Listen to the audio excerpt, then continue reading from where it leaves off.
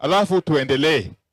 Lakini la muhimu, lazima tujue ya kwamba sisi kama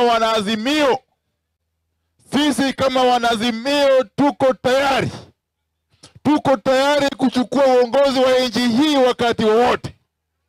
Na mimi nina hakika ya kwamba kwa wakati huu, hata kesho uchaguzi ukiitwa, sisi kama Azimio tunaweza kushinda na asilimia zaidi ya 70.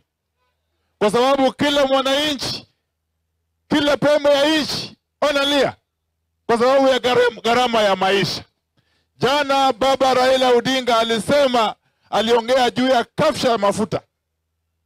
Juzi mimi nikiwa katika kamiti ya dialogue pamoja na kiongozi wetu Kalonzo na mheshimiwa Eugene, tulishtuka kwamba waziri wa serikali anasema kwamba bei ya mafuta hivi karibuni itaongezeka na ifike shilingi 300 kwa lita moja.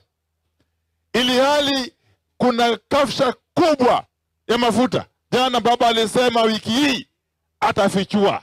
Lakini kabla ya baba kufichua walagai, mimi nataka niwaambie kwamba wachukue nafasi watoke kwa ofisi. Tukianza na waziri mwenyewe ya energy. Mimi kwa wakati huu najua ya kwamba Azimio tukienda pamoja, kama tumeungana, hatutakuwa na shida yoyote. Hata kidogo.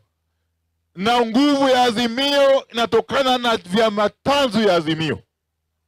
Na ni lazima vyama tanzu ya Azimio vimarike ili Azimio yenyewe iwe na nguvu kamili. Bila kupoteza wakati, hapa niko na naibu wangu kule bungeni, Mheshimiwa